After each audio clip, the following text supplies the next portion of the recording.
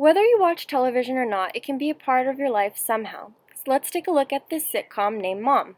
This sitcom is based off of two main characters named Bonnie Plunkett, played by Allison Janney, pictured on the right, and Christy Plunkett, played by Anna Faris, pictured on the left.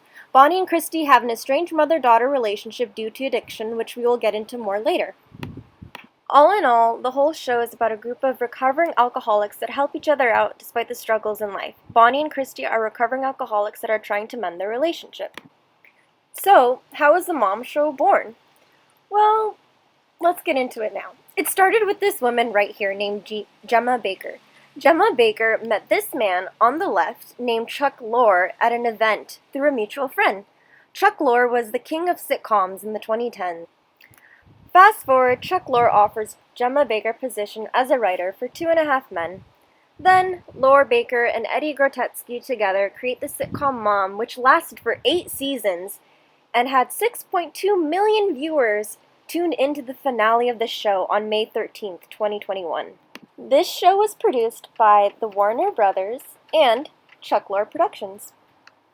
So, you might be thinking, why did this show become so popular?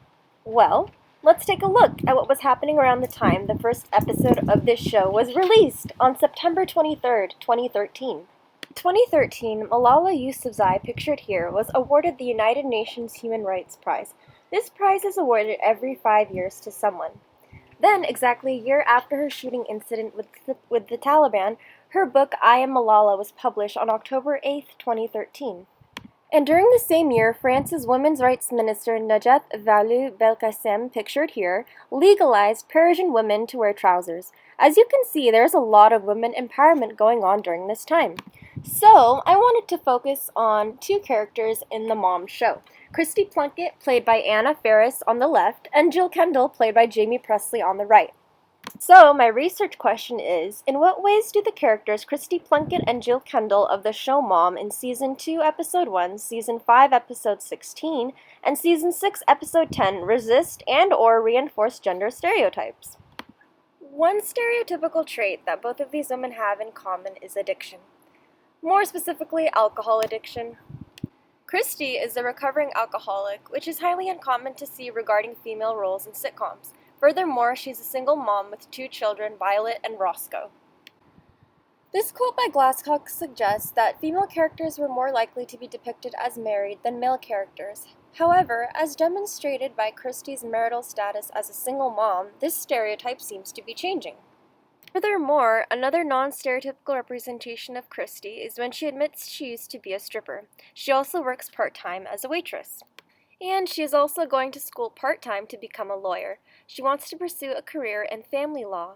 These are both representations of stereotypical female occupations.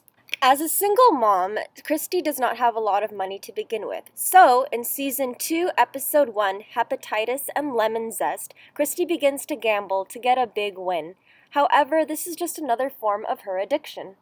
On the other hand, Jill Kendall is portrayed as a stereotypical dumb blonde who has a lot of money and enjoys spending it on herself, which we'll get into later. Let's look at a clip of when Christy and Jill meet for the first time in Season 2, Episode 1. You've been sober a whole year? Yep. It went by like that.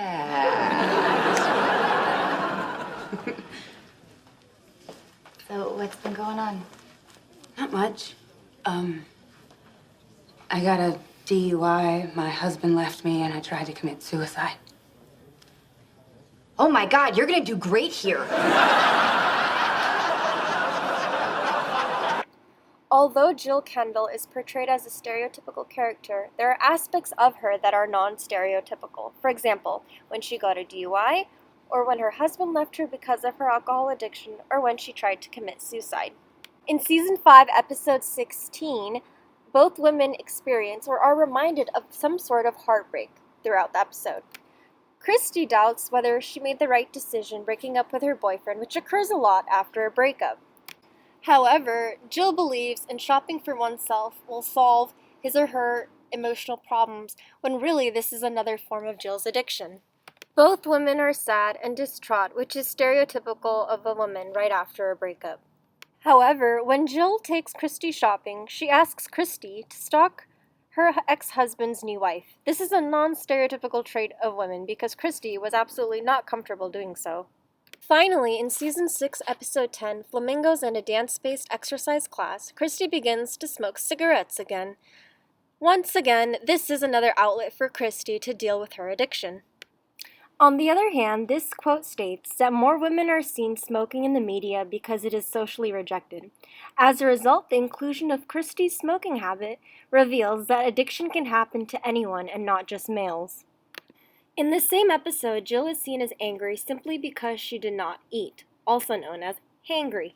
This is a stereotypical representation of a woman not being able to control her emotions.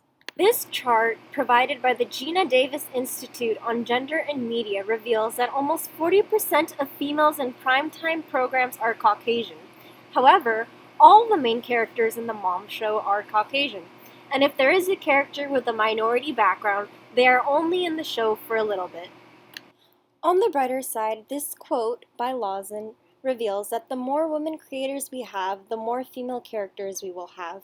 And since Gina Baker has helped create Mom, there are a lot of main characters that are female. And the last thing I wanted to discuss was this quote from Roy Stafford. He explains how a sitcom simply needs a group of characters with narrative conflicts, but doesn't mean gender. However, I think the Mom Show breaks this barrier by showcasing the narrative conflicts women experience in a group together. Thank you all for listening, and I hope you are now more aware of what you watch on television.